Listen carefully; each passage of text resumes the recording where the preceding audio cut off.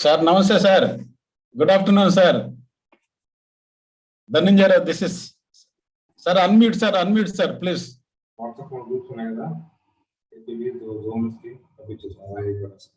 Good afternoon, sir. How are you, sir? Fine, thank you, sir. Sir, Chairman, sir, good afternoon, sir. Sir. Sir, good afternoon, sir. Good afternoon, sir. Thank you very much, sir, for your kind presence and keynote address. Really, we are very happy, sir. Thank you very much, sir. You have given us an opportunity to say something. It's very good. Thank you so much.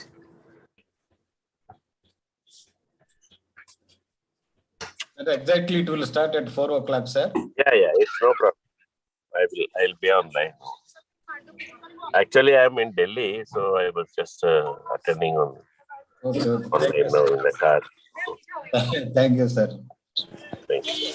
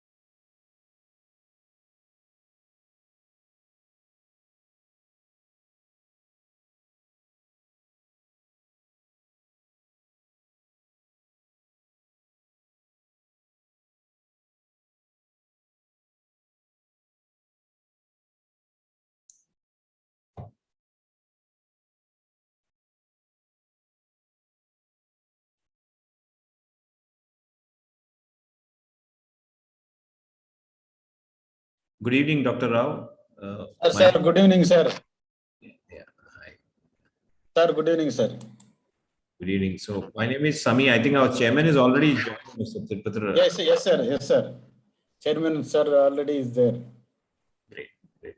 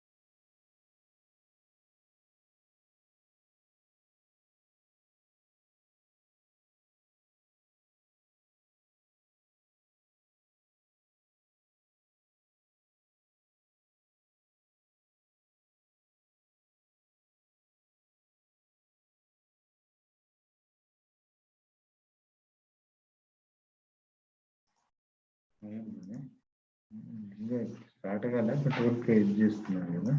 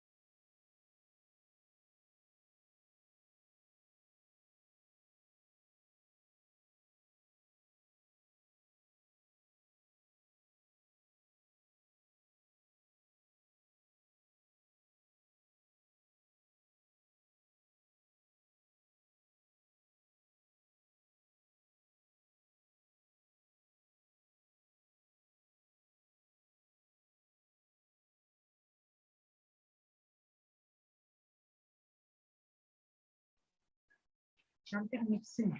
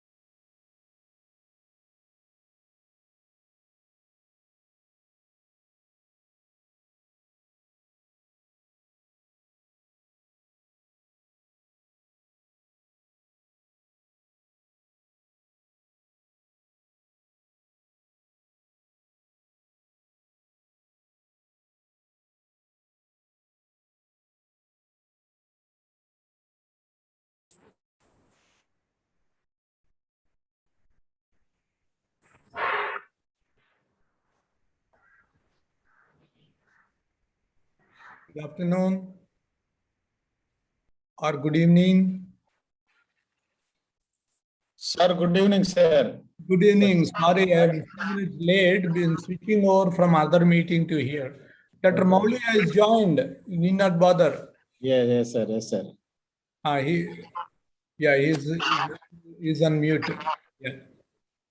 Is Dr. Mache is there? Is he joined? Sir also joined, sir. Okay. Very good evening. Very good evening. Good evening. How are you, sir? I saw you. Good evening, sir. Yeah, nice to see you here, sir. Nice to see you. I didn't know that it was a pleasant surprise. Yesterday I saw the list of names. Okay. One of them I could recognize you was definitely yours, and there are other friends from MTR and Galla Sir, Fort. good evening, sir. Good evening. Kannan, sir. Good evening, sir. Good Good afternoon, evening. sir.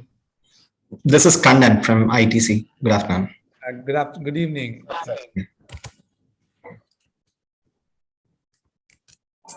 Yeah, just a minute. I'll join. Sir, Devakar, sir. Good evening, sir. Unmute. Good evening, good evening, Professor. Yeah, good evening, everybody. Tirupati Raju from CII, Andhra Pradesh. Good evening, Chairman. Sir, Good evening, sir. everybody. Good evening. Good evening. Good Good evening, Dr. Divakar. I don't know where. I'm here is- Divakar. No, I'm not a doctor. Okay. I think one of you have two mics on. Uh,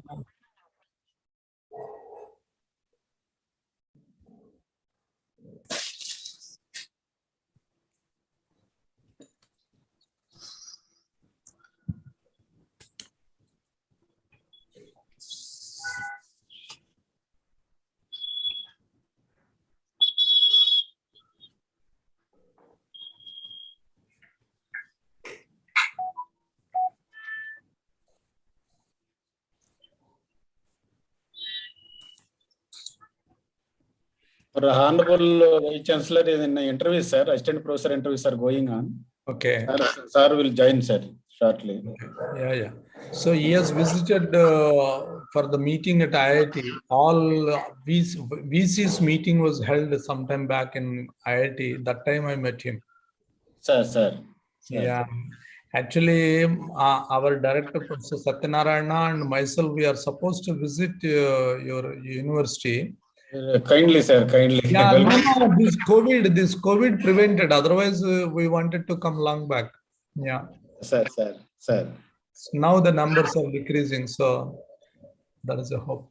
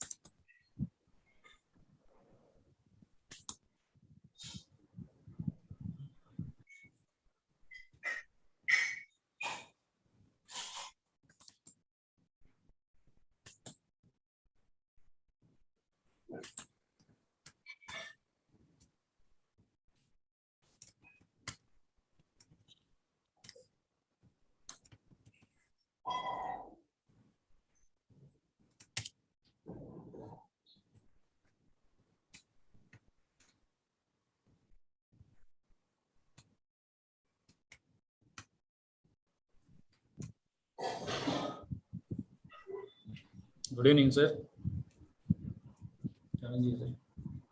Good evening, Naraj Garu.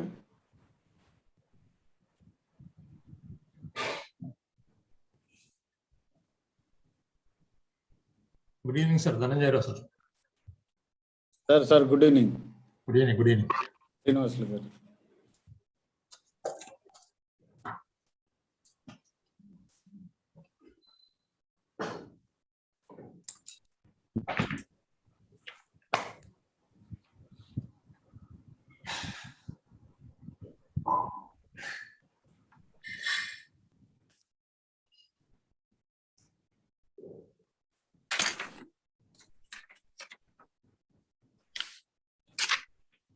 Sir, good afternoon, sir. Our Honorable Vice Chancellor, sir, is in interview, sir. He will join shortly, and he directed us to start the program. So we will start, sir. Yeah, please.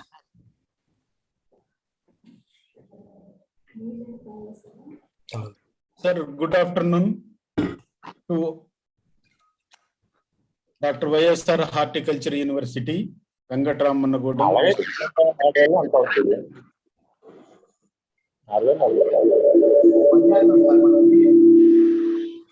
Sir, mute. Good evening to all the experts from other organizations and all the participants. And Madam. Good evening. Good evening. Good evening, madam.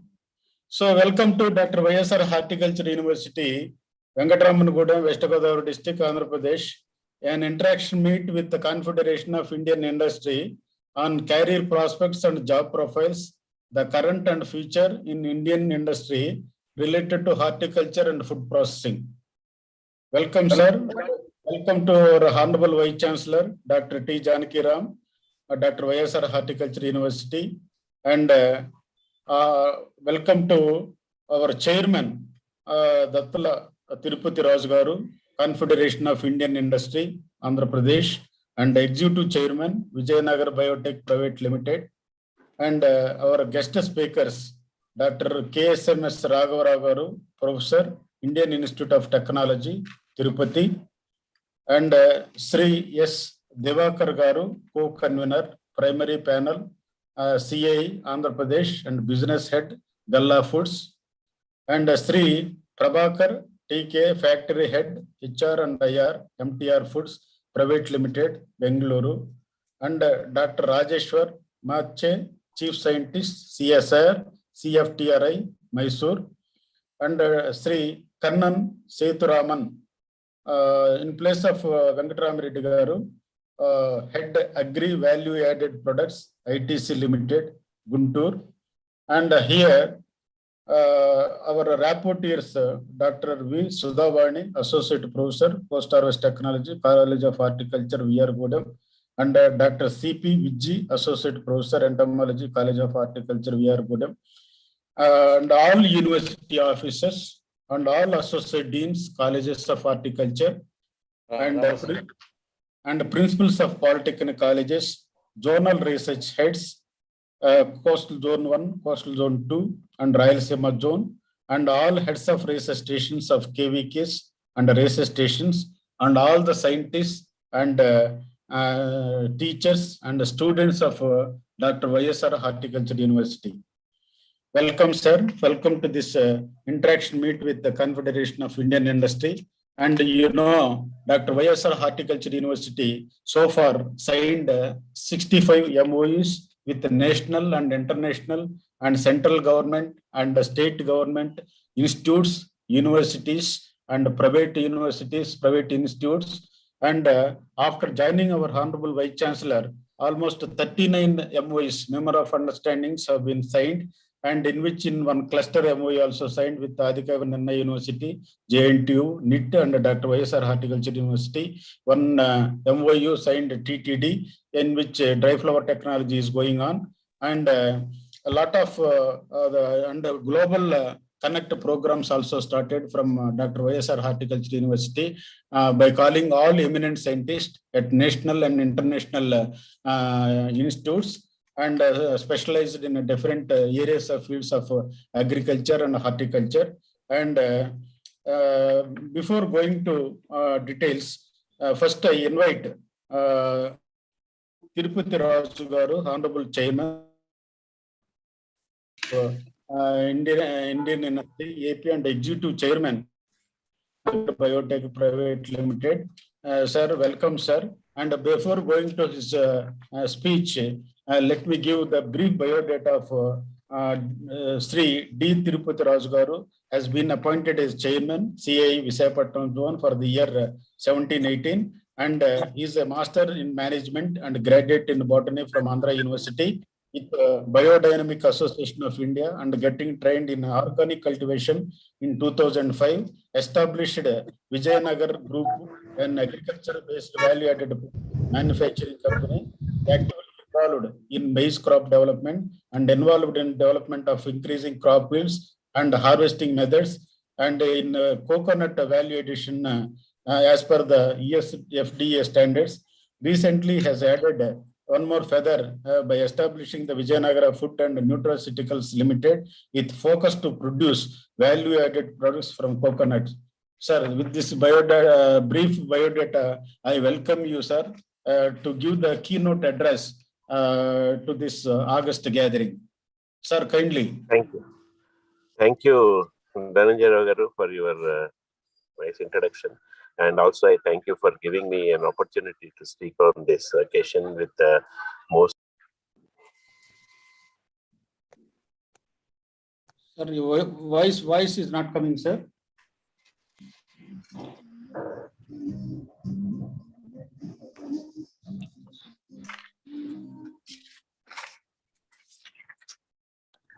Is it okay now? Yeah, yes, sir. Yes, sir. Yes.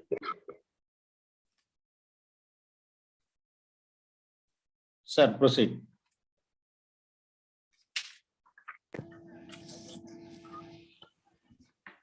Thank you, sir, for giving me opportunity to address this August gathering with galaxy of eminent experts in science and technology and also farmer agricultural sector. So, Dr. T. Janikram Garu, Honorable Vice Chancellor of Dr. YSR Horticulture University, Dr. K.S.M.S. Raghavarao Garu, Professor IIT Tirupati, Dr. Mr. Prabhakar T.K., Factory Head, HR and IR MTR Foods Private Limited, Bangalore, Mr. Rajesh Manchi, Chief Scientist, CSIR, CFTIR, Mysore, Mr. S. Divakar, Co-Convener, Principal Primary Panel, CII, Andhra Pradesh, Mr. Kannan Sethuram, Head Agricultural Value Added Products, ITC Limited, Gunturu, and Dr. K. Dhananjay Garu, Director of Industries and International Programs, Dr. YSR Horticulture University, faculty members and students, my dear fellow CSI members, guests, friends and relatives, a warm welcome for this occasion. I would like to make a small keynote address on this occasion. I would like to share that the food processing sector is an enormous significance for Indian development and for the state of Andhra Pradesh. It's one of the largest in the world, and its output is expected to reach around US 535 billions by 25-26. This sector is expected to generate 9 million jobs by 2024, and Indian food industry is expanding at the rate of CAGR about 11%. The Indian food processing industry accounts of 32% of the Indian total food market, one of the largest industries in India, and is ranked 5th in terms of production, consumption, export, and expected growth. Indian food processing sector is poised to growth in response of changing demography, evolving performances of branded items, a modernizing retail sector, growing consumer acceptance for processed food, the government advocacy to develop food manufacturing. Let us look into the opportunities of the food processing sector of COVID-19. The Indian food processing industry is evolving rapidly with the rise of a newer product segment. This trend is an indicator to shift the consumer preference for the processing foods.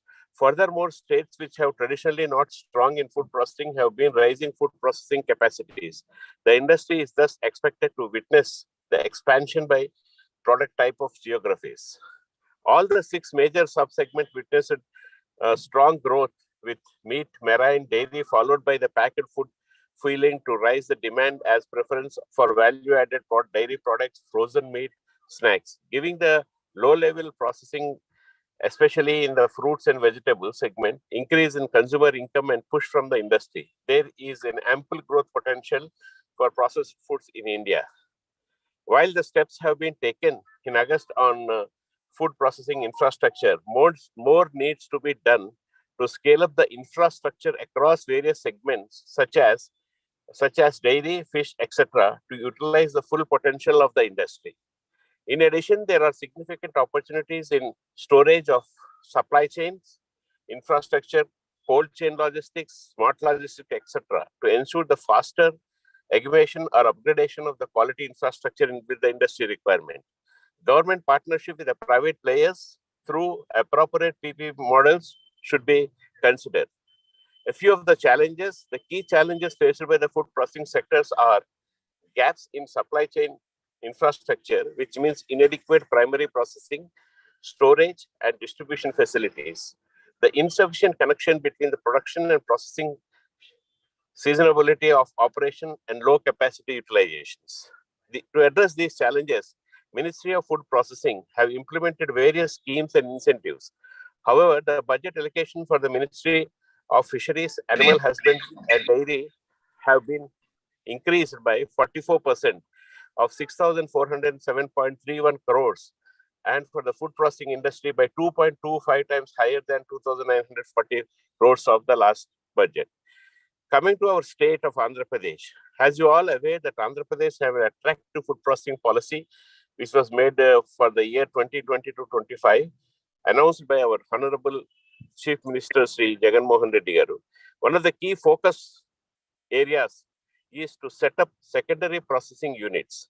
The scheme aims to develop a modern infrastructure to encourage entrepreneurs to set up secondary food processing units based on the cluster approach, in which the implemented in areas of horticulture, agricultural, dairy, aqua production identified through a mapping exercise. These clusters will help to reduce the wastage of surplus food and add the value of the horticulture, agricultural, dairy, and aqua products that will result not only the ensuring MSP, minimum support price, but also help the higher income to the farmers and create employment for the local levels. Government will create the necessary core infrastructure and enabling infrastructure in the secondary food processing, which would greatly benefit to the industry. I feel that secondary food processing units would transform food processing industry to the next level in the coming days. India has developed a vibrant entrepreneurial landscape and to stand third largest startup ecosystem globally. This is viable for our food processing sector and associate ecosystems.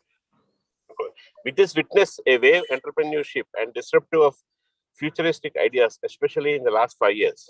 Our food and F&A section is witnessing transition towards the tech-driven growth across value chains, such as supply chain management, e-commerce-based B2B and B2C models, processing technologies and equipment storage and logistic food safety packing, distribution and retail, amongst others. I firmly believe that collaboration linkages and partnership among key stakeholders, including startups, is the way forward and will help to develop scalable, future-ready solutions supported by the conducive government policies. As we all know that Andhra Pradesh has the largest potential for food processing sector by virtue of having the longest coastline today, and also the horticulture sector also have a potential horticulture sector. We have products which are branded and accepted in different parts of the world. For example, in Chittoor districts, the mango pulp is highly popular and the processing systems has to be modernized. And instead of selling only the pulp, the institutions should have a good linkage with the entrepreneurs and develop the technology to develop the end-use products. The end-use products which should go directly to the customer in the international market will really add high value to the horticulture sector, which is very popular brands available in our state of Andhra Pradesh. Similarly, the marine products such as shrimps and fisheries, also we are mostly exporting only the frozen fish and frozen prawns, which has to be, technology has to be developed by taking the extension services from the premier institutions today we have in Andhra Pradesh, like Horticulture University or IIT Tirupati, and we have a number of institutions which have a technical experts and skill and a lot of book knowledge available to our professors and experts in food processing sector should be made practically implemented and connected to the industry by way of linkages, and working hand in hand with the industry will really help the industry to grow at the fastest level. And the Andhra Pradesh potential can be exploited very widely, and there is a greatest scope. So I also especially would like to put request to institutions to work with us and also extend the services to us, and look and share your students to our industries, and study the scope and let them have their own thoughts how to improve the development and requirement of the industries which you could make. That will be a great help. So with this note, I conclude my address, and once again, I thank you very much for giving me an opportunity to speak about, to give a keynote address for this session. Thank you very much, sir. Thank you very much, sir. Thank you for your valuable suggestions. And you talked on the scope and importance of food processing industry in Andhra Pradesh, and as in India whole, and as a value-added products, food processing industry, and marine processing, and startups. You mainly stressed on the startups by the students, and sharing of the students to the industry. So these are the very, very valuable suggestions, and the scope and importance of food industry in Andhra Pradesh and as a whole in India, and what are the exports. You have stressed a lot on the production and foreign exchange, how much we are getting. So thank you very much, sir. Thank you very much. And we are noting down all your points. And this is a beginning from Dr. YSR Horticulture University to have interaction with the Confederation of Indian Industry. And this is the first step. And in future, we will be in touch with you and with the contact with you. And many things will happen in future under honorable directions of the Honorable Vice Chancellor. Sir is very much interested to link the university with the industry and with the national and international institutes. So this is the first step, sir. Definitely. Thank you very much, sir, for your valuable suggestions and giving the keynote address. Thank you very much, sir. Next, I invite guest speaker. Thank you, sir. Invite Dr. KSMS Raghu, Professor, Indian Institute of Technology, Tirupati. Before going to invite, just I will introduce to the August gathering about Dr. KSMS Raghu. Sir is a professor of chemical engineering in food processing engineering and separation process, osmotic membrane process, bioreactor design, field assisted drying, and sir is educated from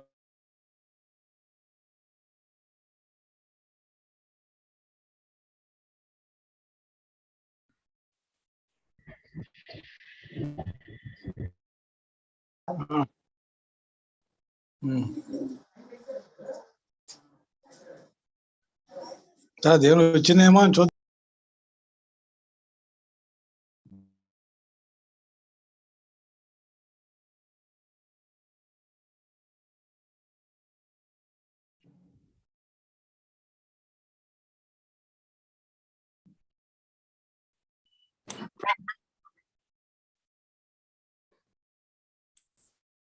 sir, audible, sir?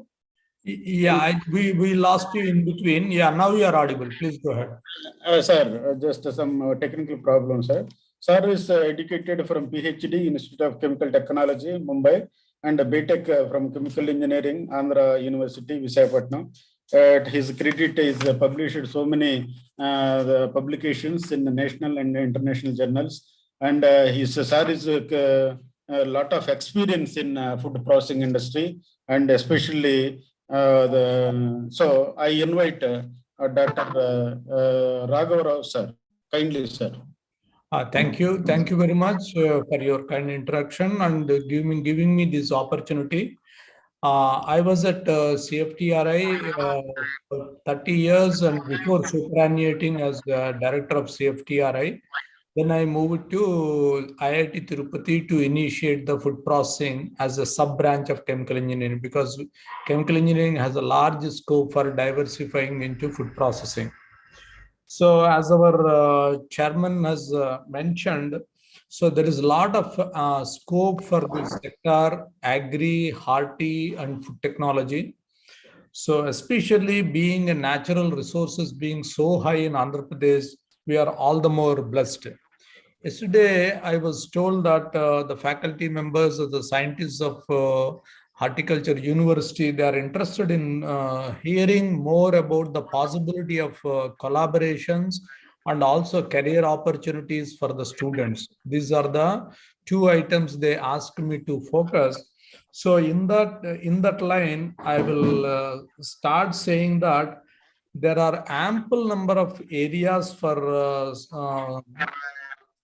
tie-up. As the chairman said, there has to be a linkage between industry, research institutes like CFTRI, and academic institutions like NIT, IIT, and other institutes of the state. So I do not know what are the exact departments that are available at the university. At a later date, I'll consult Dr. Dhananjay or VC Professor Sitaram Garu to get the what are the departments to go into the specifics. But I understand that you must be having a varied essay. Suppose horticulture, precision agriculture. Nowadays, agriculture has become becoming slowly high tech. No more the age-old methods are being used.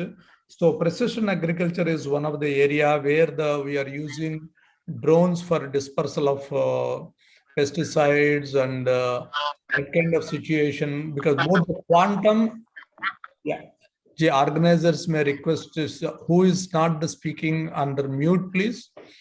Yeah, so precision agriculture is one of the important thing that is picking up, and water distribution and conserving and water networks. Because future, as everybody is aware, water scarcity will be too much, and future wars will be fought for water, not for any other thing, not for the boundaries. So that is water networking, water distribution is most important. As the population is increasing, water desalination will be one of the area, and extension of shelf life for agri produce, not only at by secondary processing, even at farm level. Farm level itself, minimum processing should be there so that shelf life can be extended, and simple technologies like dehydration using the solar power, this kind of things will be the area. For example, one of the NG Ranga University, we had an interaction meeting. That time we are told that farmers have a real issue with the paddy, moisture content in the paddy. So at farm level, dehydration is one of the area. Now, a lot of industries are like Mahindra and ITC, they are aggressively going ahead with back integration with farmers. So there is a lot of scope for university to interact with collaborate with academic institutions along with the industry. So then coming to food processing, COVID has shown us what is the importance of immunity. So we have to go for health and wellness foods. So a lot of another area with a lot of scope, and waste from wealth. So there is nothing called waste now. Everything is co-products and byproducts. So zero discharge and complete recycling, these are the concepts. Circular economy, these are the watchwords now everybody is talking about. Then post-harvest processing, as chairman mentioned. Then sensors for soil testing, moisture evaporation, moisture analyzation, so that the water network, optimal utilization of water like drip irrigation. So it should be a AI controlled and machine learning controlled operation, so that resource will be very effectively utilized to increase the produce. Then food processing equipment design, because most of the food processing industry, because of the lack of encouragement, separate equipment designers and developers are not there. Whatever is the equipment available in the chemical process industry has been adopted. So now, as chairman also mentioned, it is growing at a steady rate, growth rate of 11%, but it has maintained that this growth even before the recession started world over, and even during COVID period, same growth has maintained. So now food processing equipment design, some of the equipment are really still remaining in the monopoly of certain few multinationals. There is a large scope in that area for collaboration. Then product and process development is one of the area, because you can see all these industries, MTR, ITC, they are looking aggressively for new products, and they are introducing and what you call disruptive products they are introducing into the market. So that's where large scope is there. As chairman mentioned, there must be a lot of MSc and PhD students in the horticulture university. Their projects can be the starting point for collaboration. So we need to solve the problems. What are the problems to be taken? Both farmers and the industry. CII will tell us these are the problems that need to address. Then we will have one-to-one interactions. For example, with signing the non-disclosure agreements with individual industries, specific problems only for them, tailor-made problems will be addressed and solutions will come. Once IPR is out, then it can be used for the everybody's good. So then coming to job opportunities and career opportunity, as chairman also mentioned, startup ecosystem, the ambience is excellent. Never before such a conducive atmosphere existed for startups. Even the national political leadership and budgets, so encouraging SOPs were there for startups. Many tax holidays were provided to them. And research labs like CSIR, ICAR, ICMR, so many are there in Andhra. Like CFTRI is very close, and their branch itself is there in Hyderabad. And Tirupati itself, there are 7 research institutes and universities. So that end, Vizag, we have plenty of academic institutions. So there is no dearth for institutions. So then these are the opportunities that we have for all the students, and CII will be the link between the industry and the academics to mix and match what are the problems that needs to be addressed. So with this, I conclude my opening remarks, and thank you once again for giving me this opportunity.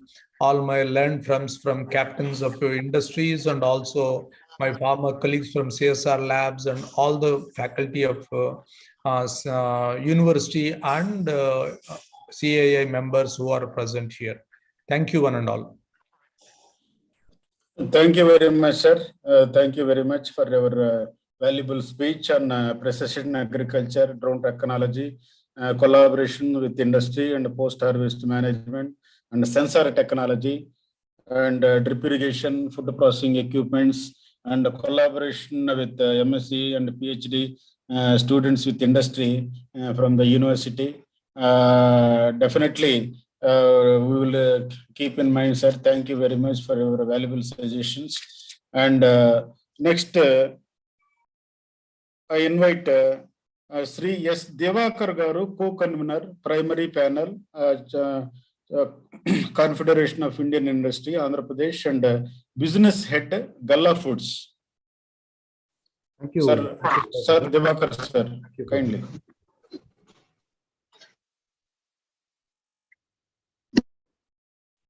Thank you, Professor. Good evening, ladies and gentlemen. Good evening and warm greetings to my students. As I am surrounded by eminent experts, I am a generalist in this group. So I'm not an expert. I am more a international trade background. We are into exports of mango pulp and mango beverage products from Galla Foods. So here, the most important question is, what is the problem we are trying to solve as a country, as a university, as a group of industries here? We are trying to solve 3 things here. There is a agri-produce, there is a inherent need of a consumer, and there is an economy at play. So we need to see these 3 things separately. and we need to start from the root. Every time we hear, those days the food was healthy, those days the food was highly nutritious. So what happened between those days and now? Is those days was it highly nutritious? Is it true? Or today whatever we are getting is not nutritious? Is that true? So we need to validate from the seed, what were the seed varieties then, what are the seed varieties now? Is it more towards volume and more towards health? So we need to start from that and ensure that we have clean processing, clean labels. When I mean clean processing, clean labels, what? Excessive use of sugar, excessive use of chemicals, excessive use of preservatives are not going to help the food processing industry. One side we talk about we need to have food processing. One side we go to doctors, they say don't take processed food. So there is a dilemma. What do we do? So to solve that, we need to have food processing with clean labels, with clean ingredients. So with this problem in hand, I welcome all my colleagues in the industry and my students and our professors, eminent professors, to address these problems, and let's look at a time frame on how to solve these problems of food processing. My best wishes to everyone. During our interaction with the fellow experts, we can have more questions, and I'll be happy to share whatever little I know. Thank you very much.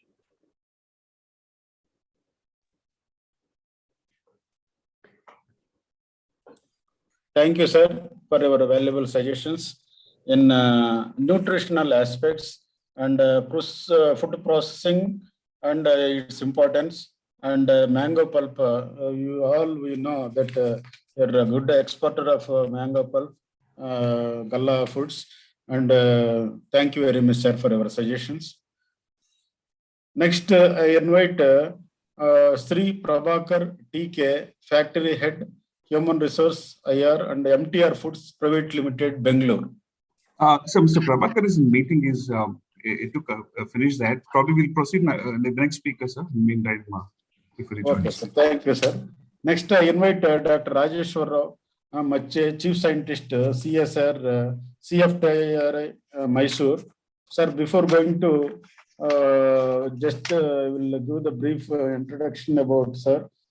Sir is a chief scientist in CFTRI, so Council of Scientific and Industrial Research, Ministry of Science and Technology, Government of India, Mysore. And sir mostly worked in production of shelf life of moisture sensitive foods using MPAC software, accelerated shelf life studies, active and smart packaging systems, and modified atmosphere packaging. And sir has produced many articles and published in national and international journals, and very senior scientist at CFTRI. Sir, kindly, I welcome to Rajeshwar sir. Kindly, sir, proceed. Thank you, Dr. Rao, for a nice introduction.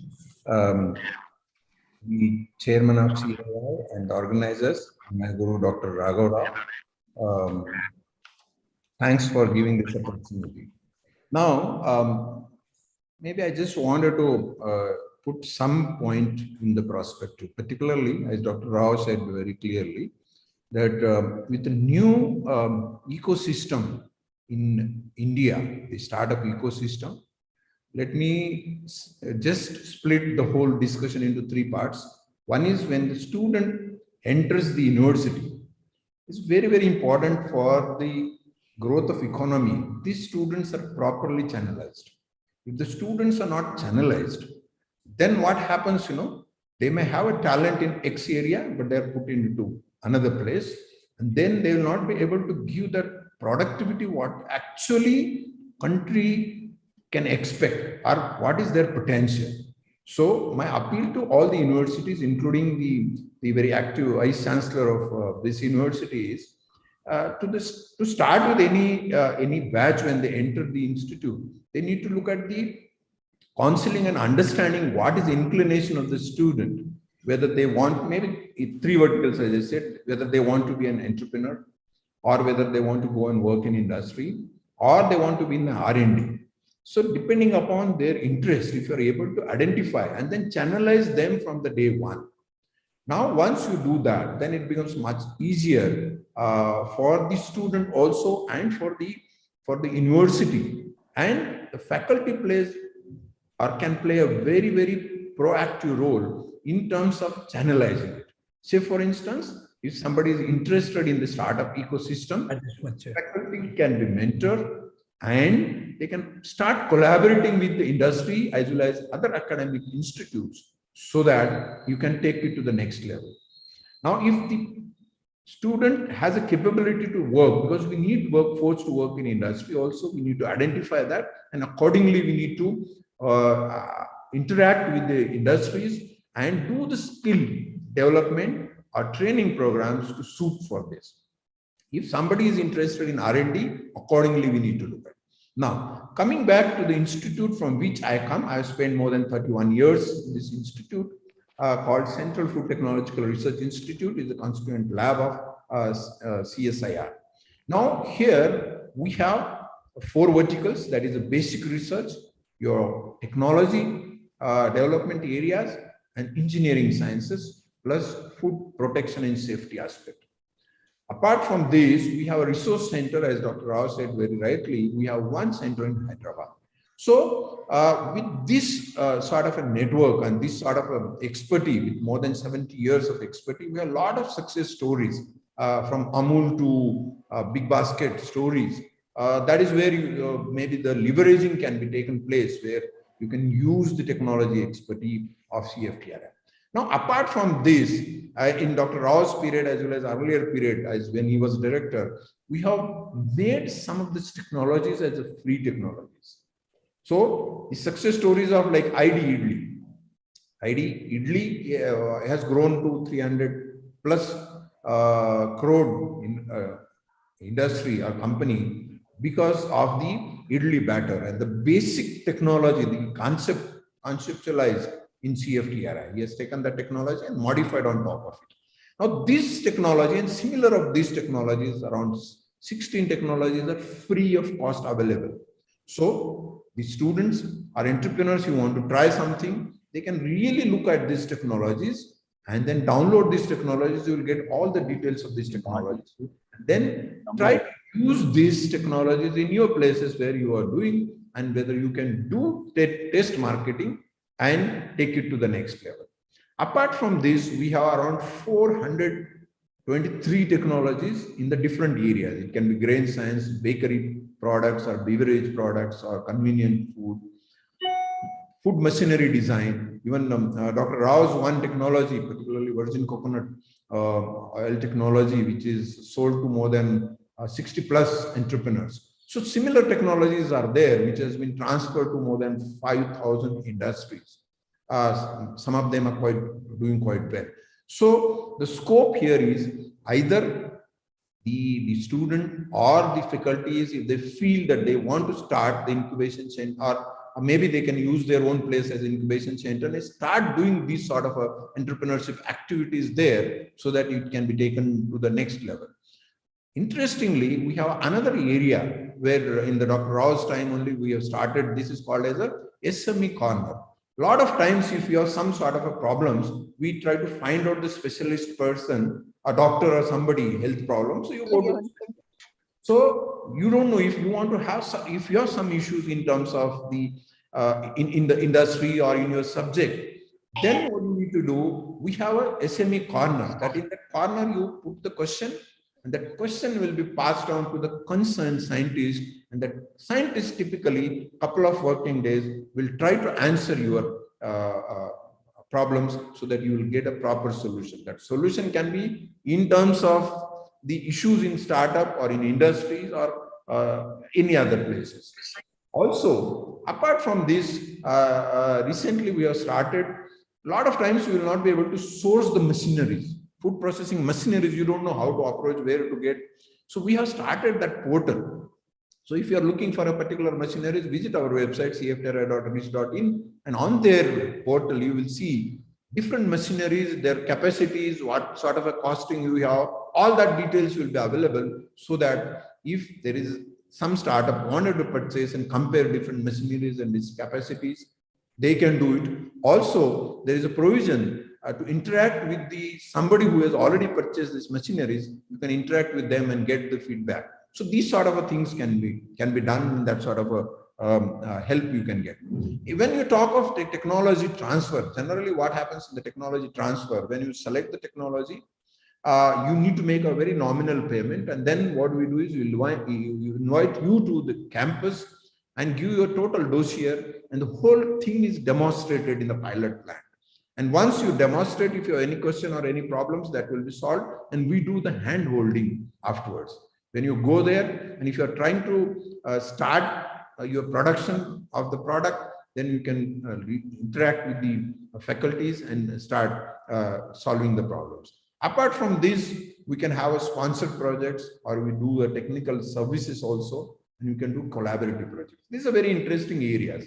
And in Dr. Rao's time, we had started this collaborative project. Startups, they may not have much money.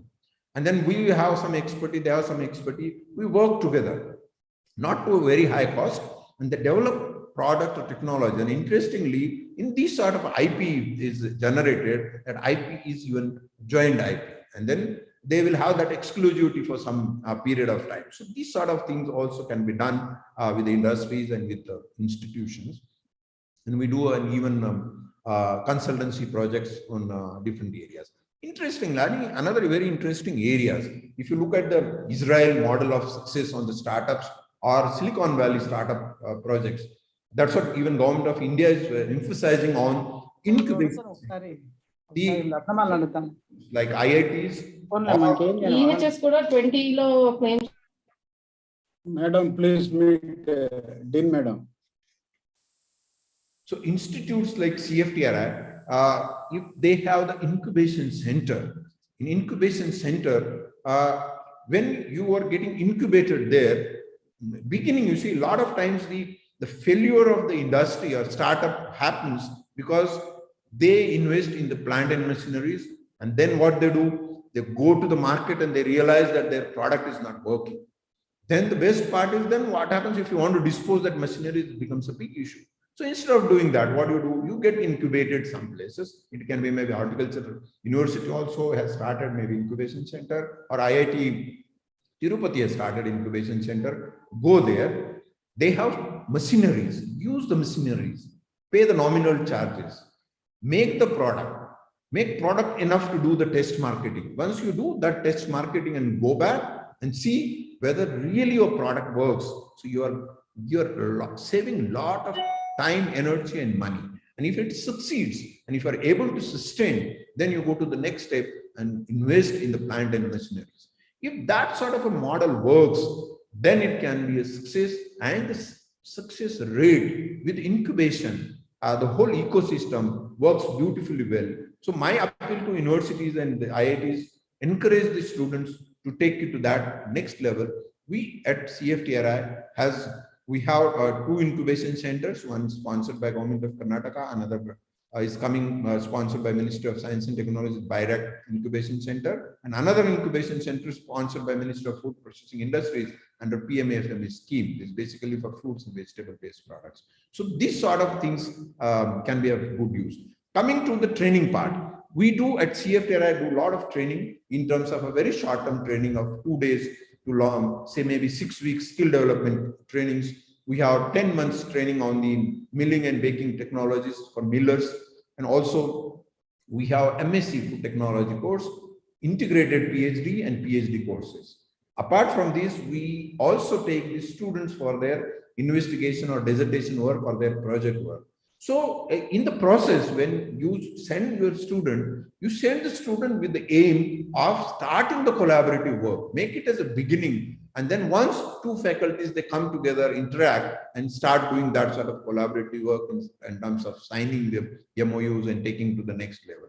So we also do a sort of a training for the entrepreneurs and farmers, maybe in future in all these areas, in terms of training, in terms of incubation center, and in terms of the faculty interaction can have a good scope. Thank you so much. Thanks organizers for giving me this opportunity once again. Thank you, sir. Thank you, Dr. Rajeshwara, sir.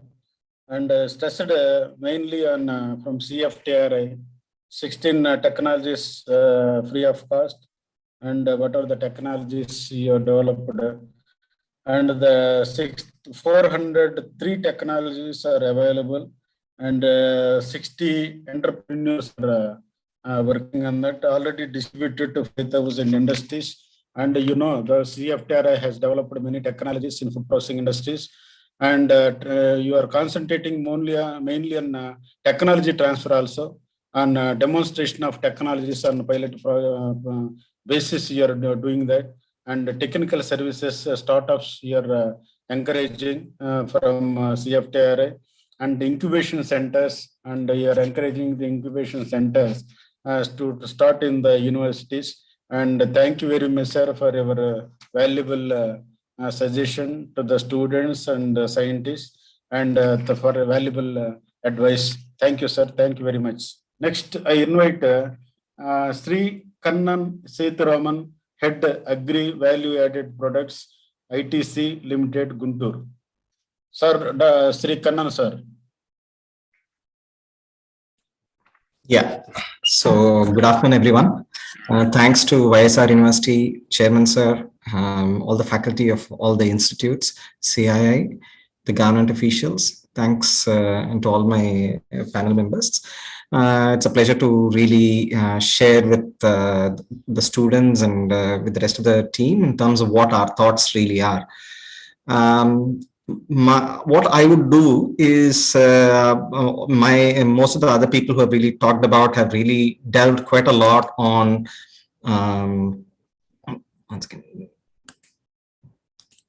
they have delved quite a lot on, just give me a minute,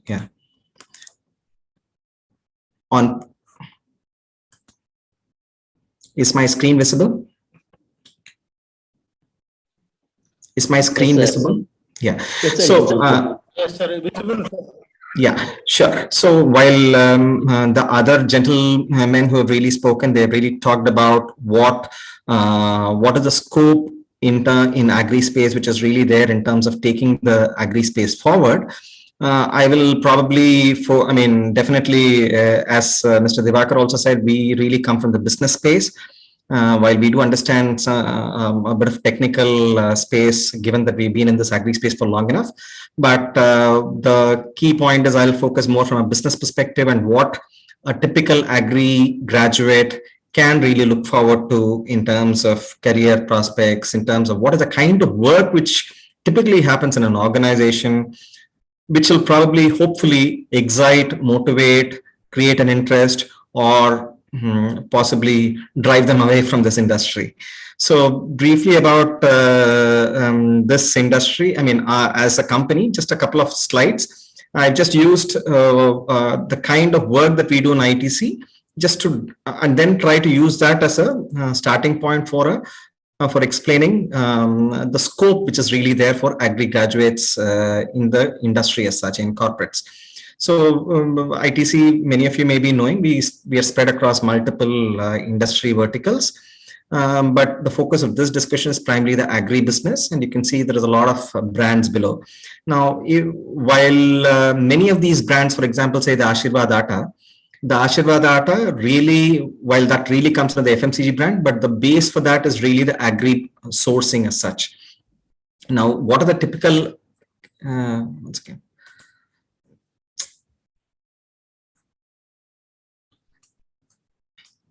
Sorry about this. So what are the products that the agri business currently is into? So we are into the grains and pulses, which is really the rice, soybean, wheat, maize, a lot of those. Bulk staples, we get into the maidas and the pulses and the basins, etc. Coffee, all of us know. Spices, there are a number of spices like, say, chili, cumin, turmeric, celery, a lot of this, fruits and vegetables, and aqua.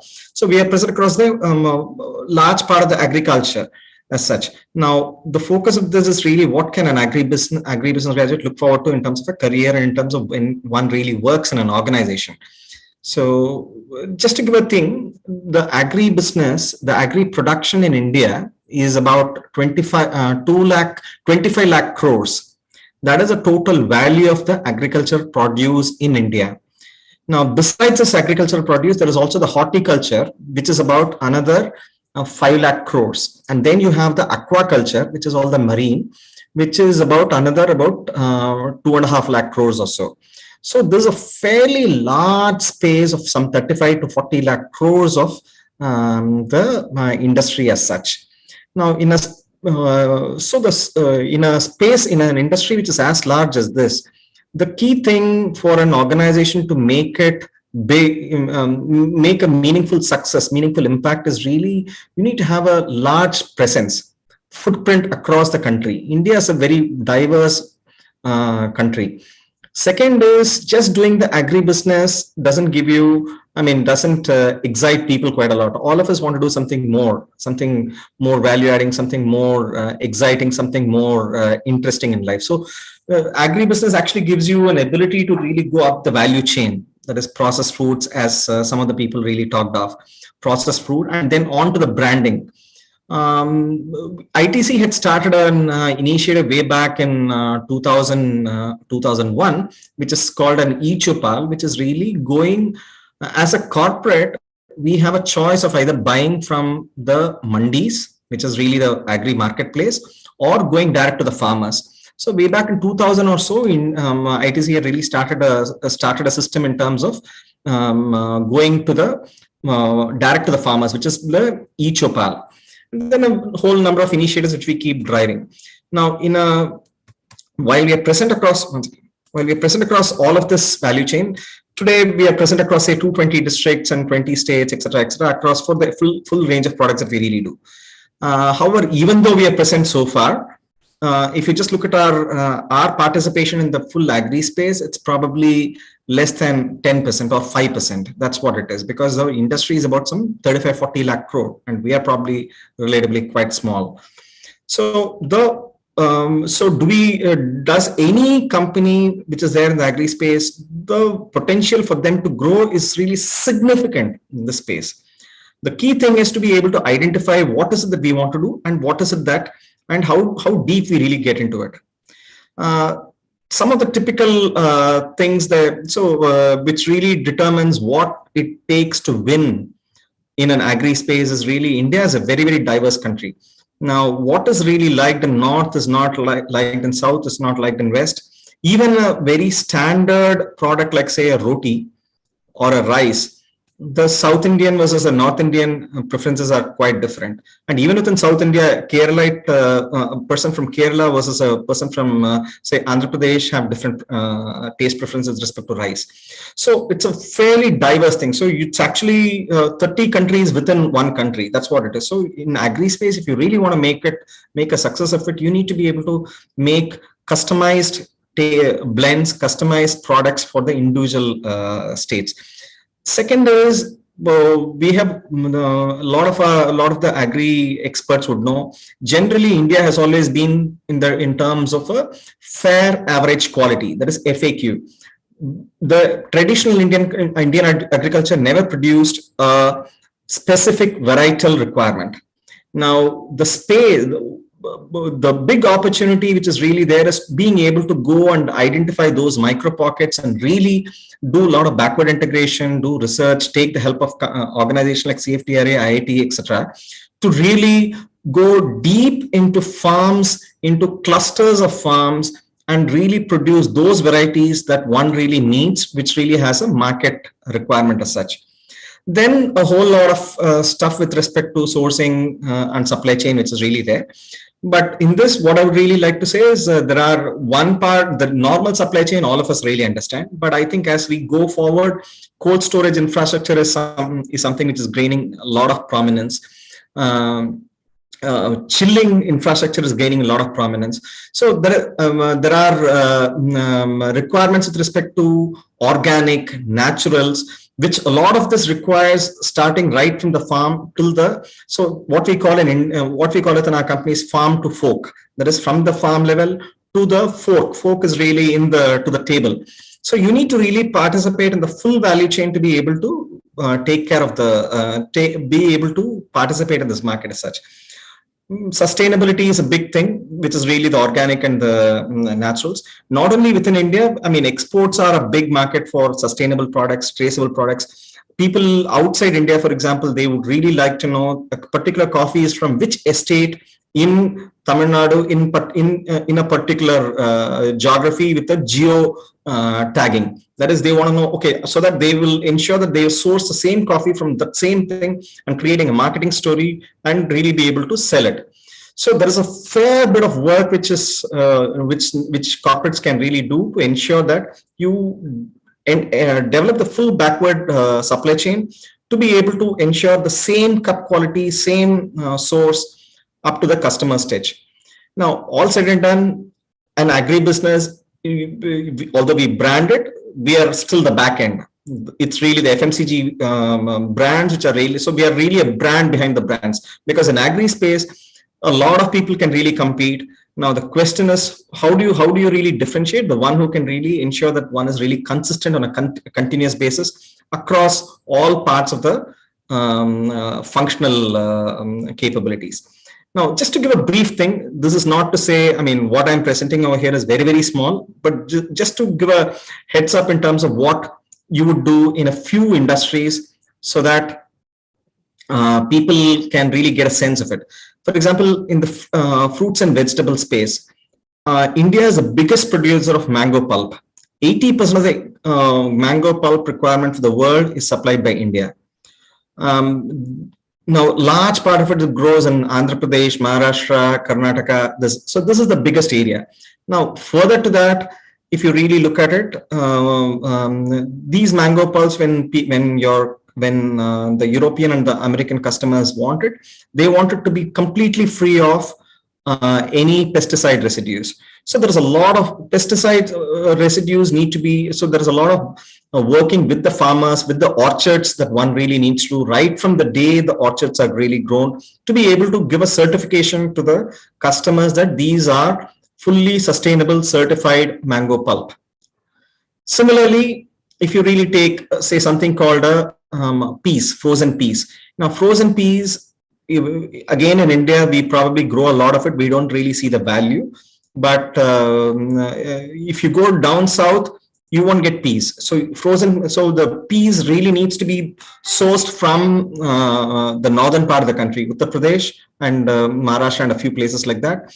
And then it has to go through a full value chain in terms of IQF, that is instant quick frozen.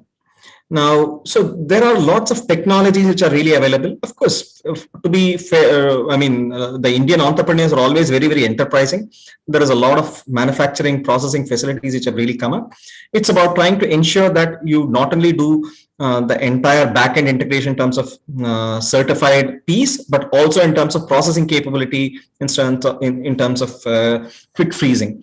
Similarly for guava, pineapple, etc. Now, there are some products, for example, Apple, India is a fairly big producer, but over a period of time, India has lost its competitiveness. So with the result that a lot of apples are really coming into the country nowadays. Now, not just for the fruits, but even for vegetables, there are lots of vegetables which flow from the northern part of the country to the southern part of the country and vice versa. So this again, because vegetables and fruits are really perishable. So the entire supply chain which is really there needs to really be geared up to be able to deliver this. Now, some of the typical work that to do all of this, you need skilled people on ground who can really do the entire work. For example, at farm level engagement, what you would really do is many of our agri graduates, what they would really do is to go down, engage with the farmers, identify, engage the farmers on a very frequent basis, almost on a weekly basis, to identify what are the kind of insecticides, pesticides that they're really doing right from the seed sowing stage. That's where it really starts. So once that is done, there is a quality certification testing which is done at the farm level in terms of the fruits, and then it comes to say the processing location. Again, you have a whole range of tests which are really done. the packing, again, it has to be in something called an aseptic packing. That is completely sealed, vacuum packed, so there is no question of any salmonella or any other bacterial contamination that can really happen. So for each of these things, if you just see, just take the fruits and vegetables, if you just look at it, you need agronomists at the field level, you need quality people at the laboratory / farm level, you need crop development experts to be able to guide the farmers in terms of what kind of seeds to produce, what kind of package of practice that you really need to do. Primary processing, again, there is some amount of technical knowledge that you really need. Of course, if you really do a lot of secondary processing, you need a lot of, in terms of aseptic packaging, in terms of sterilization, a fair bit of knowledge which is really needed. A lot of it is actually done by agri graduates. Now, just take another one example, which is really the atta. Now, we might always think atta is atta. What is so great about it? There's nothing. I mean, it's as, I mean, all of us know that we can take our wheat to the chakki, the home chakki, which is near our home, and then you can probably grind it and then start using it. But then if you just look at it, if you do there is a lot of product development capabilities which are really there. For example, the attas have proteins, glutens, ash, and a whole lot of stuff like that. Whole lot of characteristics which actually differentiate an atta which is used for, say, a cake versus, say, a donut versus a pizza versus a Maggi, versus a noodles versus, say, a burger. So there is a fair bit of product development that one needs to do, and which a lot of the agri and the food technologists who would really bring a lot of value in terms of doing these product developments. So as you can see, what happens is you do product development in the laboratory before you really translate it to the manufacturing location, and then you compare. For example, just take the case of this bread. One bread rises higher, one bread rises lower. Similarly, here again, the croissants, one croissant rises higher, one croissant rises lower. So these are the various kinds of things that really happen. Take the case of spices. Spice is an interesting thing. Andhra is the biggest producer in spices. When you export spices to Europe and US, you need to check for 475 pesticide residues. 475 pesticide residues. And if you don't check it and it goes over there, the container is just sent back. Now, this kind of rigor, which is really there for the quality testing, needs to be done not after the chili and the cummins are bought, but right at the farm level. So what, for example, we do is we go down to the farmers and say, for example, say the cumin and the celery, etc. Celery, by the way, India hardly ever consumes. The Europeans have come to India to buy the celery. So celery is not produced in many parts of the world. Celery, India is one of the very, very, very few countries which really produces celery. So what do they do? So what we really do is you go to the farmers, you identify a cluster of farmers, you engage, you do the soil testing, you of course you look at the attitude of the farmer, the cluster groups through the food processing organizations, etc. Then you enlist them. And then once you enlist them, so what we really do is we have a system, as I mentioned, we have something called a e-Chopal. So in e-Chopal, so there are agronomists, on-ground agronomists who go across to this 25,000 farmers. And for every farmer, for every land area which is really there, it is geotagged. You track what are the various, when has he sowed the seeds, what are the various pesticides that he's really sprayed on which date or which week, and you track that for the entire 90 to 120 day cycle. And then you determine, okay, these particular farms, if I buy it from these farms, then it will not really have any pesticide residues. So that's and then of course, you buy it and then again you do a lot of testing, etc., before you really take the final decision to ship.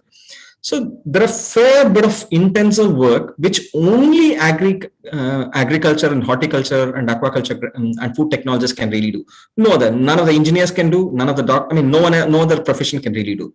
So that deep agricultural understanding is what really helps in terms of ensuring success in this agriculture space. Again, just a brief thing in terms of what we really do. So there are a lot of certifications which are really necessary, like the BRC British certification, NABL certified. So a whole lot of stuff, is a whole lot of work that needs to be done. And all of this is being done with the agri graduates as such. Now, traceability is something which has slowly been gaining more and more importance. As I mentioned, so coffee I did mention. There are also, I'm sure many of you would have heard of technologies like blockchain. Blockchain technologies is one thing which is really used to ensure that we track the whatever is received by the customer right up to the farmer. Like, for example, say a couple of minutes before I said for spices, we track the farmers who we have a detailed database of 20,000 farmers with their land, location, quality, their spraying of, the agri inputs that they've really given. All of this is tagged through technology to ensure, and then this particular lot that you really buy is tagged to that particular lot of which is being produced by the farmers, and then it's seamlessly integrated. So this requires an enormous amount of hard work. It doesn't happen just by default. And the agri graduates, agronomists are the best people suited to do many of these projects implementation. Quality control, microbiology is another one big thing in microbiology, and antibiotic testing is another one big problem that India really has when we export aquaculture. When you export shrimps out of India, there have been, of course, the quantum of rejections has been fewer, about some 18-20 rejections have happened in a year, typically average about that much. But the cost of a single rejection is huge. So what do we normally do? We have the aqua farmers. Aqua farmers are typically slightly richer than many of the agri farmers.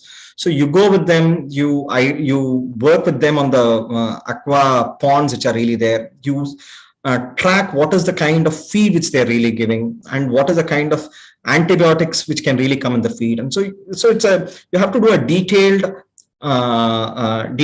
tracking of the feed right up to the time that it's actually frozen. Shrimps are normally frozen and then it is exported. So there's a fair bit of work that one needs to do. Just a brief thing on who are the various clients that we have, both domestic and overseas. And so therefore, broadly, this is what it is. What can an agri-business graduate look forward to? This is the largest employer. Forget the farmers, because farmers are entrepreneurs to say. But agri industry is by far the largest as compared to any other industry. Second, a lot of us, it is natural that a lot of us want to really move from farming to, say, service industry or production industry. Agri enables you to do that. Many of you people who are really the agri graduates, many of you can actually have a significant impact on farming without actually doing the hard work of farming. So that is something, and this kind of a thing can be quite satisfying to a lot of people, because at the end of it, it's our country, and you're very close to nature. And when you see the produce really coming out, it's quite satisfying, so to say. The other big thing is, as many of the people really said, you can work in a company, you can be an entrepreneur. There are so many agri-tech startups which have come about nowadays. There's something called a VGrow, there is Ninja Card, there is Dehat, there are so many, and these all companies have been investing, have been trying to invest in terms of back-end capabilities and also going front-end right up to the customer. This requires a lot of hard work. So point is, it's very easy for all of us to visualize the potential. That is, what is possible to be done, it's very easy to visualize. But what sometimes gets missed out is the amount of hard work which is needed and the amount of support which is needed from an organization to really put in place all those systems and processes. So,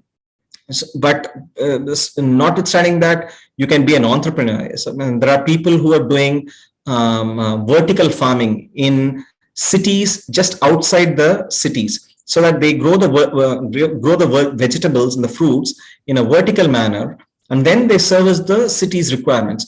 So the farming technology and the farming techniques have also significantly grown than what it used to be traditionally. Of course, leveraging technology. I mean, all of you guys, the Gen Z, Generation Z, you guys know how to leverage technology, and you guys know how to really marry your agri knowledge with the latest technology to really make a difference in the agri space as such. So I think if there is one industry which actually offers a significant prospect, I think it's agri industry. No recession ever. And the last 7-8 years, India has not had a drought or a flood. So the agri produce has only been growing, while there have been many other industries like say steel or automotive, which have really gone through recession. So agri space is probably the best that one can really hope to be in. Yeah, that's broadly what I have to say. So if there are any questions, we can, maybe later we can. Thank you very much, sir. That ETC, it is a multi-crore business industry and is very reputed industry in India, everybody knows. And you have stressed that agri-business is rising. There is 25 lakh crores producing that business is going on. In horticulture crops, 5 lakh crores business is going on in marine industry, 2.5 lakh crores, nearly 30 to 40 lakh crores business is going in industry in agri business. And also you have, you know that ITC is concentrated in 220 districts and in 21 states in 30 commodities, 160 locations. And Chowpal, agri mandis, you are also concentrating, very good sign.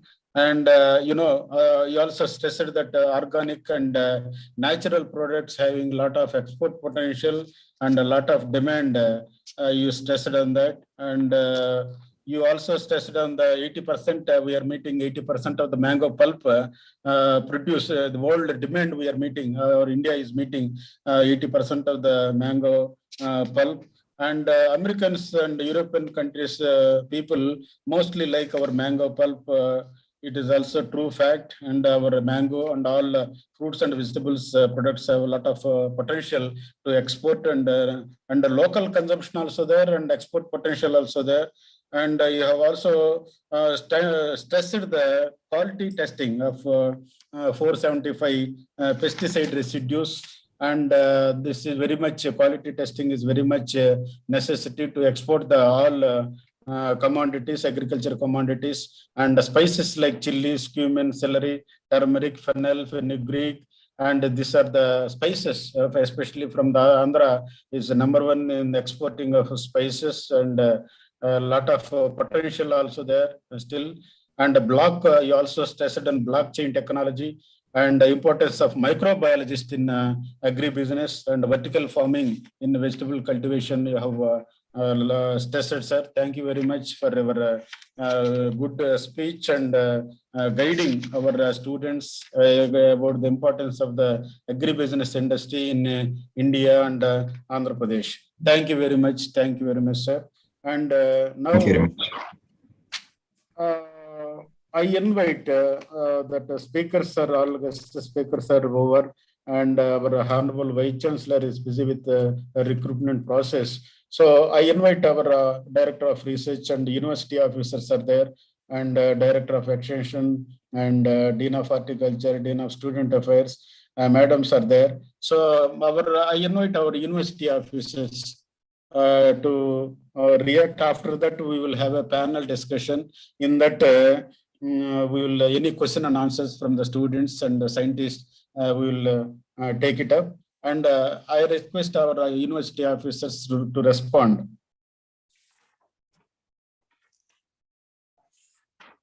Sir?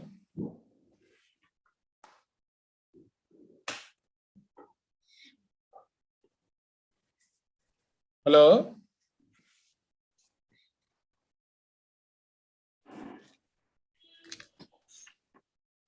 Hello, sir. Sir. I'm Sir, Registrar Dr. Gopal, sir. Kindly sir, interact. I'm Dr. K. Gopal, Registrar for this Dr. YSR Horticultural University. Really, very nice information has been provided, sir, on job opportunities, startups, and what are the avenues, and all these things. Really, it is a great experience for all of our students, both UG, PG, and PhD students of our university. Hope even other university students also participated. Definitely useful, sir. And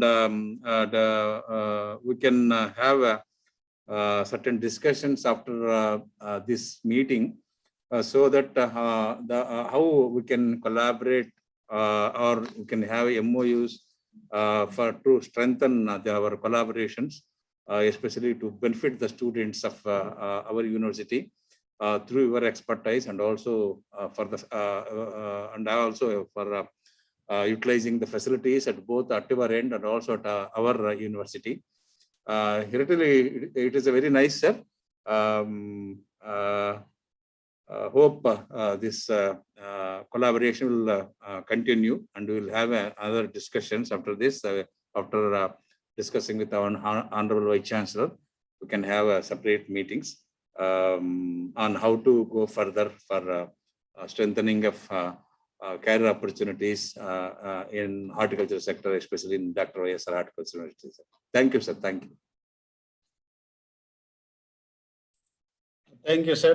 Registrar sir, Dr. K. Gopal sir, and any university officer, sir, who wants to react?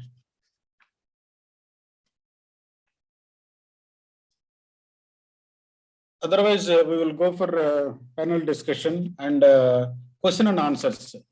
Any students, scientists, teachers, they can ask the questions, the experts, guest speakers, and the chairman, sir, the scope, the career prospects and job profiles, current and future in industry related to horticulture and food processing.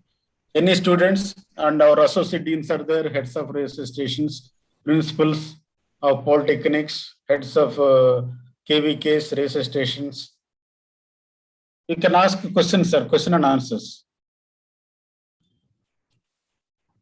Nagaraj Good afternoon, sir. Good afternoon. Good afternoon to everybody, sir. Good afternoon to university officers and all the eminent speakers, sir. Sir, this is a very excellent program for the benefit of the students, sir, regarding the entrepreneurship development and all post-harvest technology aspects also. Here, I would like to ask that some of the firms, they are doing job work, sir. If ITC is there or some other persons are there, they are doing job work in other places.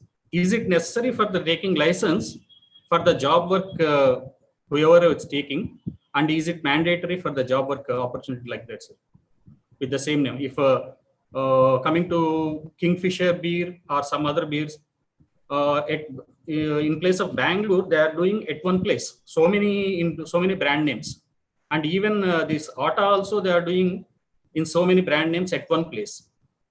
With regard to this, is there any mandatory laws or any something to take up for the benefit of our students, and with regard to the food inspectors also, sir? Any comments, sir? I'm not aware if there are any. See, there are the usual regulatory requirements which are necessary for licensing requirements and registration, the manufacturing license, etc., which are needed for all job work. Typically, large organizations, they prefer job work more because the ability of small-time entrepreneurs and the MSMEs to execute is much higher than of, say, companies like us. Supposing, say, we want to really start a mill or whatever it is. It's for us, because of our large setup, it will take a longer time. While, say, a typical an entrepreneur, for him to really start off and then we can hit the market much quicker if it is done by an entrepreneur. That's one of the reasons as to why people like us typically going for contract manufacturing. But notwithstanding that, for example, for many of our products like Atta and all, we have about some 8 or 10 factories across the country. Besides the 8 or 10 factories, we also have about some 20 factories which are on job work. So we do a mix of both because I don't, from a statutory or a regulatory perspective, I don't think there are any complications. It's just that the usual regulations that we just need to follow. There are no requirements as such. So my question is, if I wish to take job work at your firm, that is at your factory, the same applicable regulatory laws are applicable to the same person who is doing the job work also? I think the regulations, there are regulations applicable, one for manufacturer and another for principal brand owner. So there are different regulations. So I don't think there is any complication in that at all. It's just a set of, I don't think there are any insurmountable problems in that. Can be quite easily done as long as we know what the rules are, what the regulations are. Okay, thank you, sir. Thank you.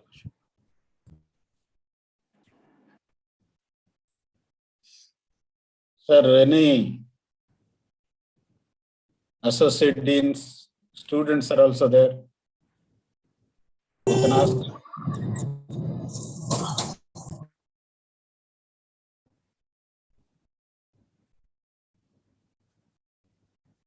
Any PG student from College of Horticulture, Venkatramanagudam?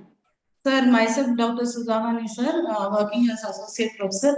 Sir, actually, we are working on some of the snacks, sir, and also some of the cookies with some of the vegetable flours or fruit flours, sir. By replacing the maida or either some of the traditional snacks which are prepared. Can they be prepared in large scale, sir? Actually, the recovery we are getting is very less, sir. From 1 kg of like the fresh fruits or vegetables, we are getting around 10%. Why don't we do one thing? Let's just understand it a little bit after offline, and let's see whether anything if there is anything that we can really do to support this development, we'll definitely do. And we have our own pilot plant also over here. So we'll see if there is, why don't we take it offline separately? Yes, sir. Thank you, sir.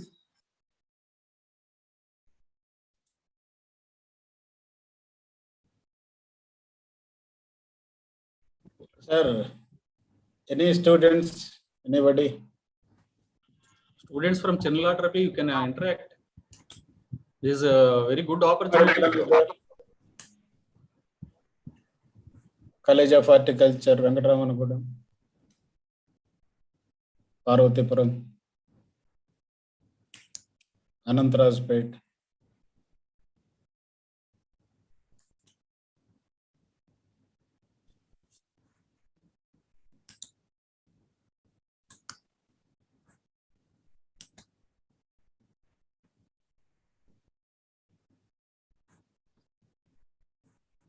Asking questions is the most difficult thing in life, I think. But actually, it is the easiest thing. We all get to ask questions from the board by the customers. But here, asking questions is the most easiest thing. Please ask. Answering is difficult. Sir, Divakar, sir, from my side, I am from Chittoor only. Here, please call Divakar. No, I am not qualified to be a sir, so please call. No, not like that, sir. One thing.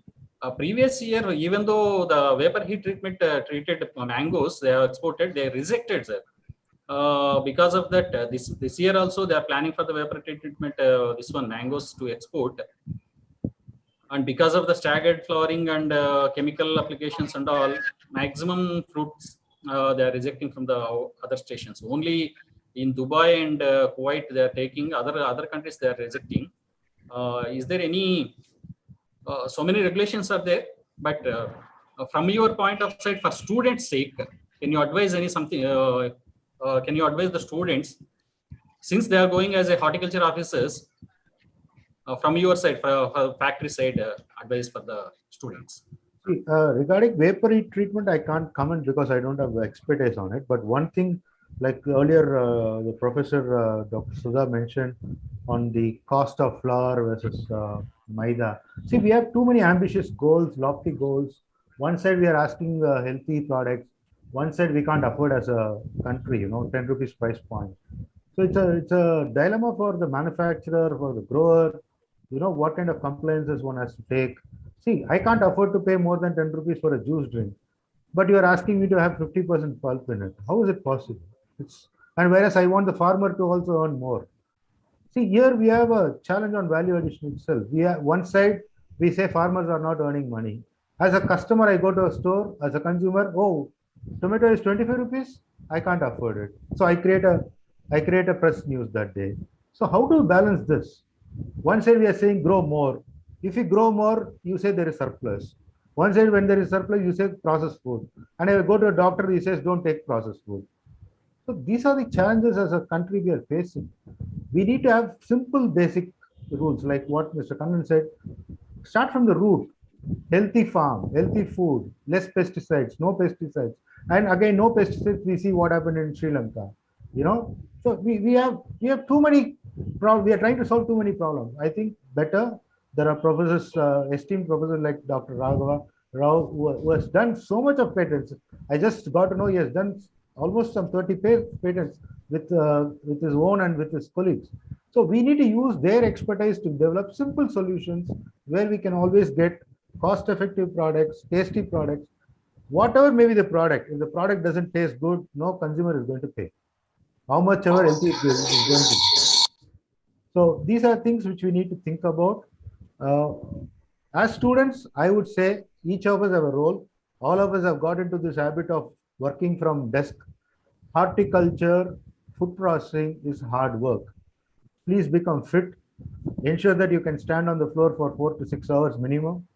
Ensure that you can travel for 8 to 10 hours minimum. Ensure your fitness first. Eat well first. Then look at the job. Many people we see in the industry, they're unable to even handle one shift. They don't have the fitness. So as students, my request to them, please get fit. Don't look at gadgets alone. Gadgets alone will not save you.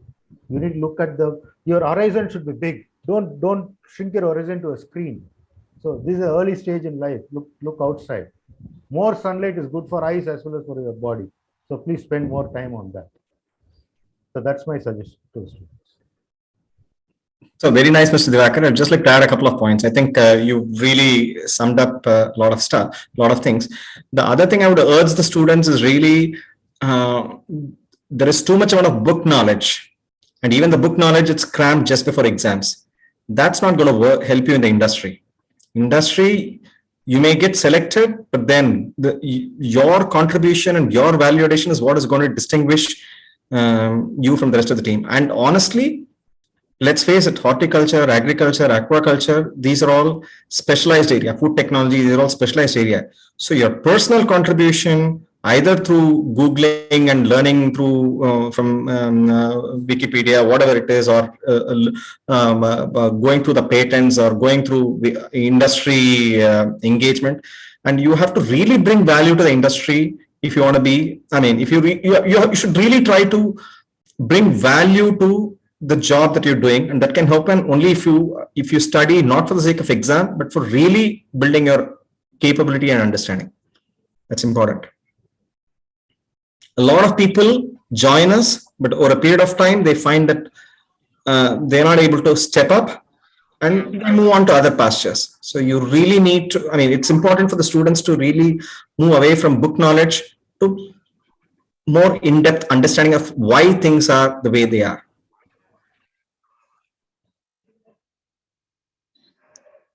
Good evening, sir. My name is Venkatamana, teaching associate from the College of Horticulture at Derby. So since you are talking about the practical oriented, since you people are the CII, sir, here, if your people are going through our syllabus and the requirement of the industry, what is the requirement?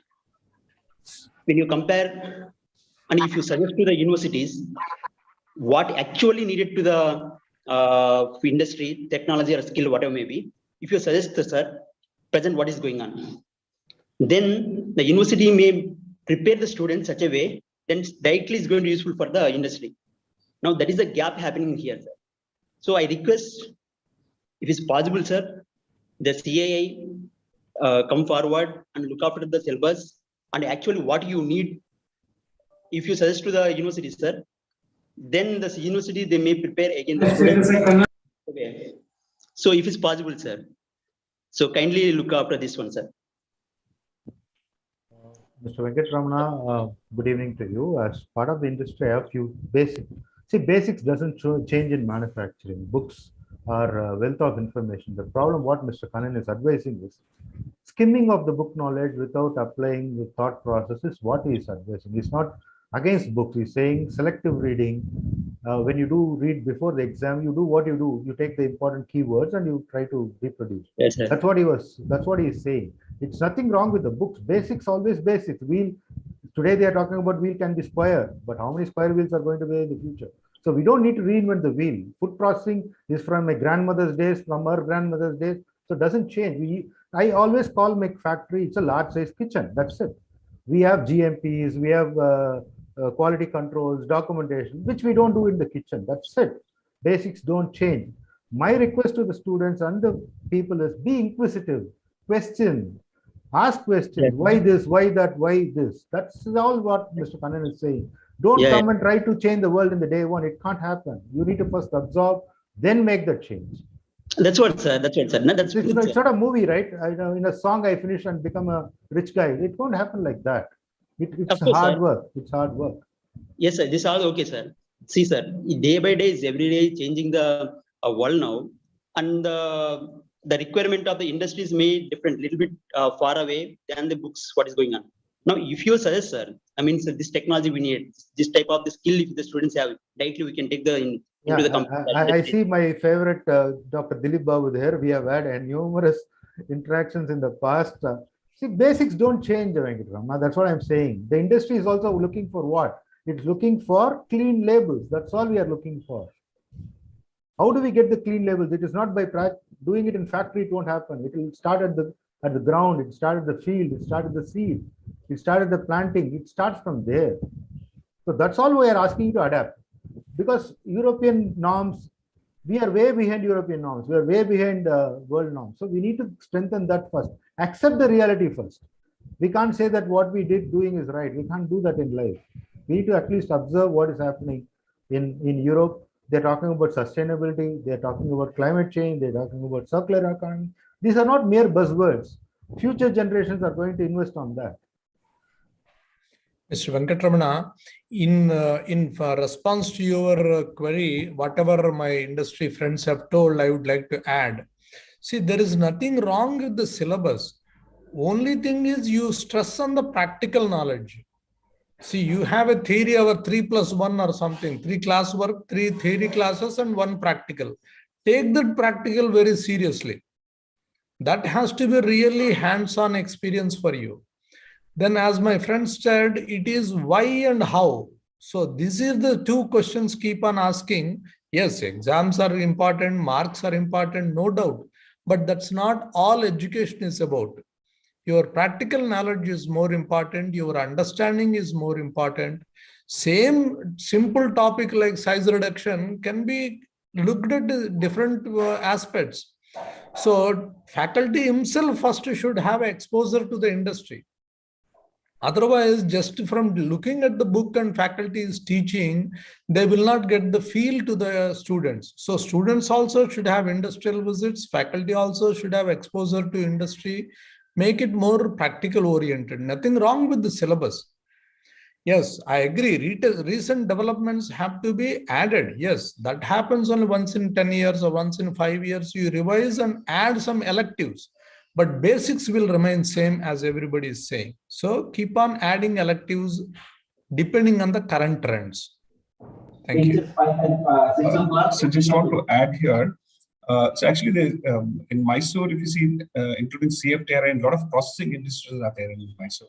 Actually, faculty should plan for a visit to CFTRI where they can have a visit on both the sides, on the technologies and the machineries that is available, interaction with the senior scientists and the faculty, as well as a couple of industry visits would certainly help to enhance the knowledge of the faculty and the research, the PhD students or even the faculties available at the universities.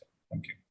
One suggestion I have from the industry side: stress importance on internship. Ask them to do it like a practice, right? So it's a free teaching from the industry. So spend time, don't come for 2 hours and leave, don't try to take holiday. These are things which you should not do, in my opinion. This is a free coaching to exposure to the world.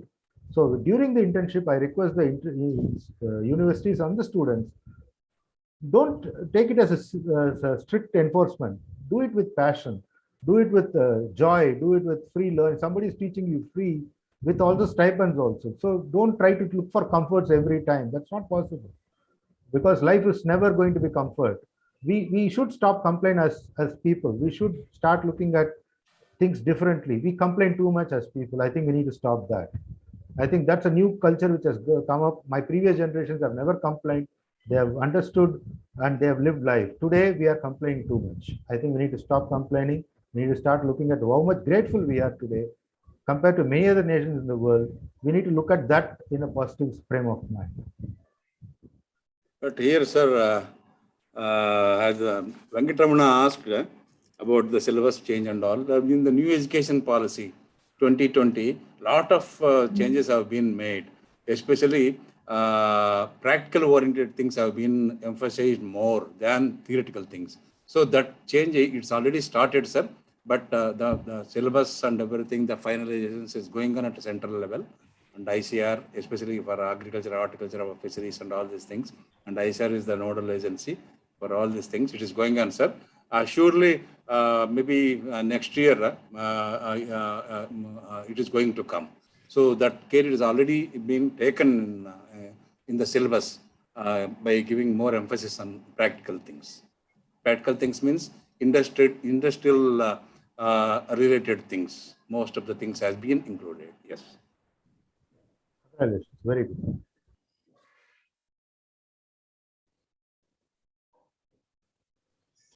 Anybody, sir? Any questions? Sir, good afternoon, sir. Sir, I am Prasanna Kumar from AD Paradhipuram, sir. So, good afternoon to everybody, sir. Good laureates and our Honorable Vice Chancellor. I had one query. One of the students in the final year, third year, they're asking for any possibility to have industry linkage for any certain period of time in any agri industry, sir. The actual students are asking me in the last week. Now we have only RAW program and ELP. We have to think of that for industry linkage. Now the CII people are there and the Gulf Foods are there. So any industries, can we link up our students to learn in a specific institutes like processing? Is there any possibility to allow the students to industry for a certain period of 15 days or 1 month in their companies? So is there a possibility to, sir? We are doing that. We are doing that. Prasanna, one thing. Yes, these things we will discuss, I think, offline, because 15 days, 10 days, it doesn't work. Minimum of 3 to 5 months. Okay, sir. No. I'm asking that period we have to allow to students there at industries. Then yes, they can learn. Otherwise, yes, just 15 days means just visiting. That's all. So no, sir, I'm asking to their acceptance, sir. Whether yeah, that is true, but yeah, here they cannot. We should not ask such thing probably, and we can sit offline with the Honorable Vice Chancellor and all these industrial people. Then we can think of all these things. It is already there in the mind of the university to have such things. Dilip Bhavanar sir knows very well. We discussed a lot about this last year itself. But how to adjust and all in the academic calendar, that we are thinking of. But sure, 3 to 4 months we can accommodate. So that much yes, we have thought of, and probably we can sit with our Vice Chancellor. Then we can come to these industries. Excuse me, can I join? Then it is okay, sir. Yes, sir. Yes, sir. Yes, sir. Dr. Prasanna, I would like to clarify one thing about Dr. Gopal Garu was talking about. Lot of in-house discussions have been happened about this issue. Lot of in-house discussions. Maybe it took us almost we spent about 20 hours on the whole, maybe more than that for some time. And we are at the anvil of making some decisions, maybe at the highest possible level, along with the Honorable Vice Chancellor, the university officers, Dr. Dhananjay, most of the people, a lot of other people also will sit. And I believe something will be done very, very fast also. We had certain meeting with the industry. We thought of having, we had collected the list. The list is with Dr. Dhananjay. Maybe we will be inviting him. All those things. Apart from all these things, sir, since Dr. Kannan was here, a lot of other people were here. You know that Andhra Pradesh is the angle of going for MSMEs in a large way. We have been talking about a lot of things, and the food parks are coming up, and a lot of things are coming up. Maybe I would believe some of the students, maybe we plan in such a way that they have MSMEs in certain areas where you can have a backward linkage, and so that they will be assured of their marketing structures and all those things. Maybe those things can be separately looked in, as Dr. Gopal was talking about. I would believe the food processing sector, especially the safety is here, Dr. Divakar is here, Kannan is here. I'm happy to see Raghuram, everybody here. Fantastic. We had a meeting here today. But I would believe that the students could definitely have the benefit. Maybe the university will be coming up with a wonderful life policy, maybe. And I think that the university will interact with the industry, the big heads of the industry, and that decision will be taken at the highest level possible, the Honorable Vice Chancellor. Thank you very much, sir, to be part of it. Thank you, sir. Thank you very much, sir. Dilip, sir. And anybody, sir? Anybody from students side or scientists?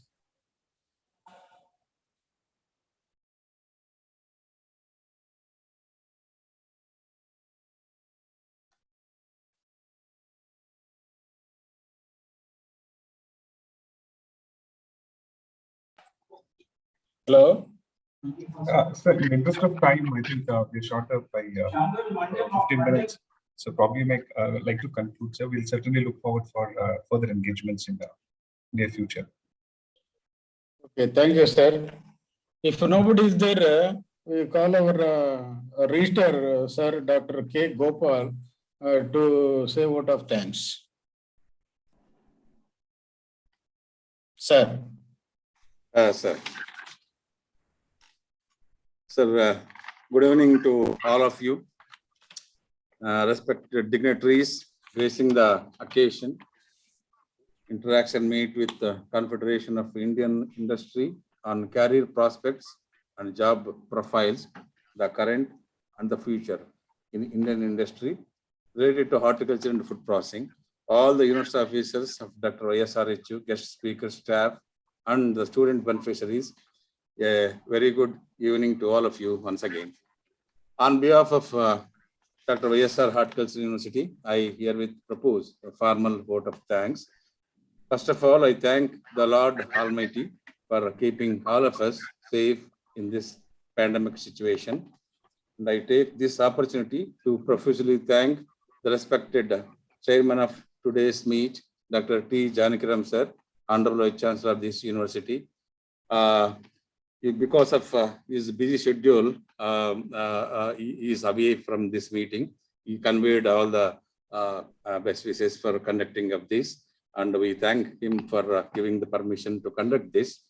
And I am grateful to Sri D. Tirupati Raju Garu, Honorable Chairman, CII AP, and Executive Chairman, Vijayanagar Biotech Private Limited, for delivering a keynote address in this meet.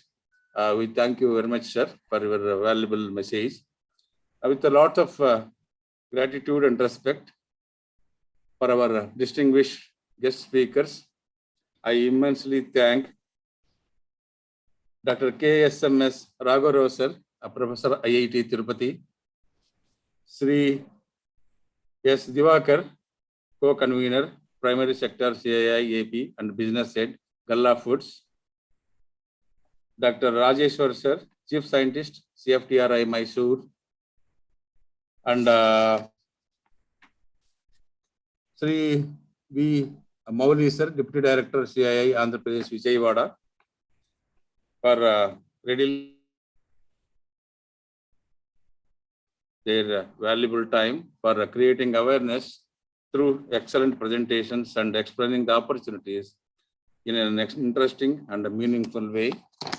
I congratulate Dr. K. Dhananjay Rao, Director of Industrial and International Program of this university, for his initiation to conducting this program and conducting very nicely for the sake of benefit of the students of this university and also other students of other universities too.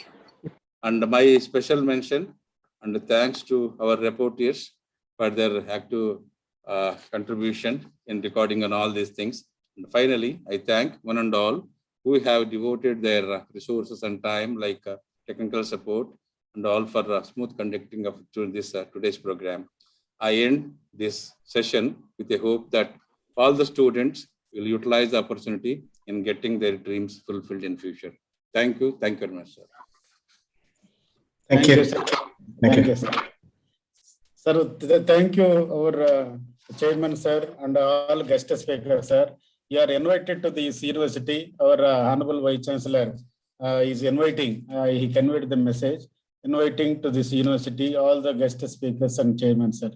And with this, we conclude this session. Thank you very much, sir, for participating and giving a good address. Thank you very much, sir. Thank you, Registrar, sir. All associate deans, all university officers and guest speakers. Thank you very much, sir. Thank you. Thank you.